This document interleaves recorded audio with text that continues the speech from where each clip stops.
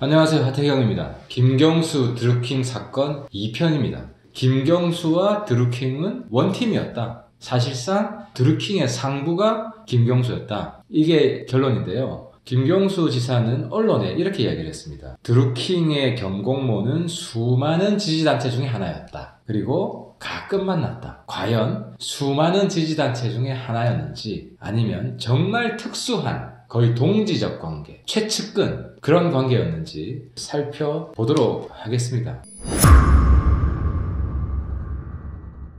얼마나 자주 전화하느냐, 이게 그 사람하고의 관계입니다. 그러면 김경수와 드루킹은 얼마나 자주 만났을까요? 11번 직접 만났습니다. 언제부터 언제까지? 2016년 6월 30일부터 2018년 2월 20일까지 이 총 기간은 1년 8개월인데요. 1년 8개월 11차례를 만났습니다. 제가 만난 장소를 쭉 분석을 해보니까요. 국회에서 8번, 그리고 드루킹의 사무실, 파주에 있는 사무실에서 3번 만났는데요. 이게 중요한 게, 국회에서 만날 때는 드루킹이 찾아온 거잖아요. 드루킹 사무실, 파주의 사무실에서 만날 때는 김경수가 찾아간 건데요. 제가 스케줄을, 시간을 줄이기 위해서 대체로 국회에 오라고 합니다. 김경수가 드루킹 사무실에 찾아간 3번은 언제냐? 박근혜 전 대통령 탄핵 사건이 시작된 시점, 그리고 탄핵이 거의 확정돼서 대선이 사실상 결정된 시점까지입니다. 태블릿 PC 보도가 처음 나온 게 언제냐면요. 2016년 10월 24일입니다.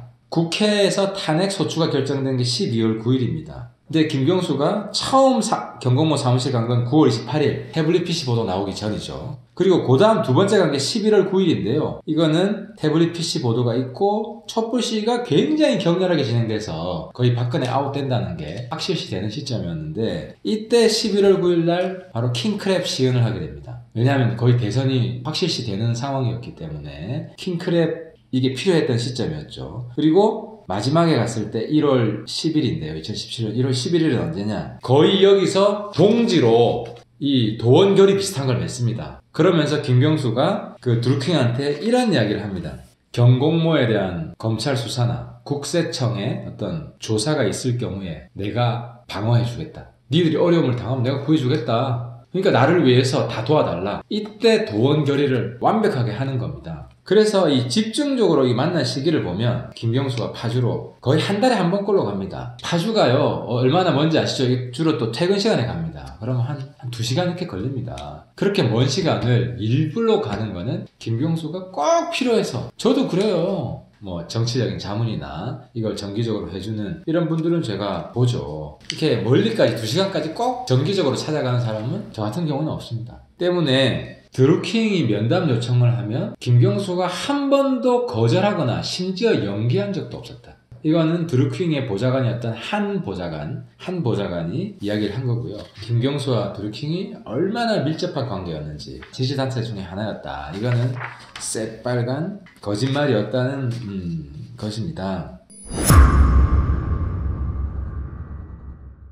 온라인에서 전화나 문자나 이건 어떻게 했느냐, 전화기 2대를 썼습니다. 이 2대를 쓸 때요, 쓰더라도 보통 사람은 명함에는 번호 하나만 씁니다. 근데 2대를 다 가르쳐주는 거는 이 사람하고는 반드시 통화해야 될 때 2대를 다 가르쳐주겠죠. 번호 2개를. 드루킹한테는 당연히 번호 2개를 다 알려줍니다. 여기에 SNS는 뭘로 했냐? 여러분 언론에서 보셨을 텐데 텔레그램과 시그널을 이용했습니다. 시그널은 최고의 보안을 자랑하는 거.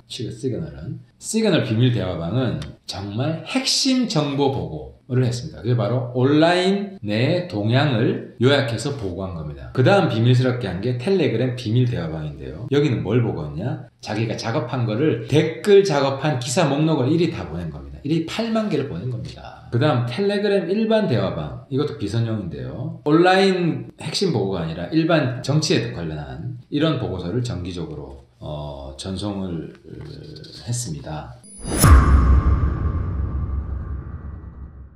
이제 사이가 틀어진 게 추미애 대표가 고발하기 직전에 이런 사건이 있었는데요. 댓글 알바 매뉴얼이 유출됐다라는 기사가 갑자기 네이버에 뜹니다. 근데 이게 드루킹의 댓글 매뉴얼이었던 겁니다. 댓글 지시 매뉴얼. 근데 이 기사가 뜨고 송인배랑 알던 경공모 회원 구씨 긴급 텔레그램 문자가 왔습니다. 이거 알고 계셔야 될 것 같아서 보냅니다. 김경수가 그걸 보고요, 바로 드루킹하고 텔레그램 비밀 대화방을 삭제해버립니다. 여기서 판사가 알은 겁니다.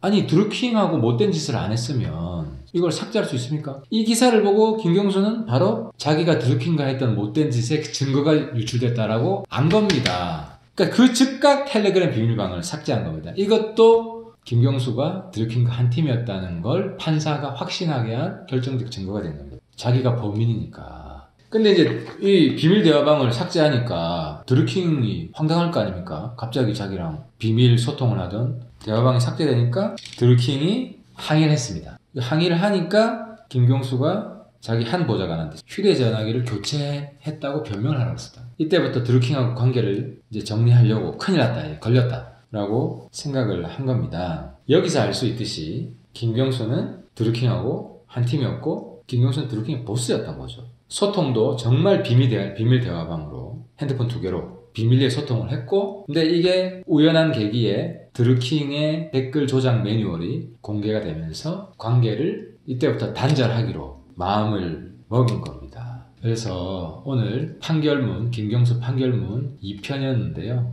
이 정도면은 왜 유죄가 됐는지 감 잡히시죠? 다음 3편에서 훨씬 더 흥미진진한 이야기 알려드리겠습니다. 감사합니다.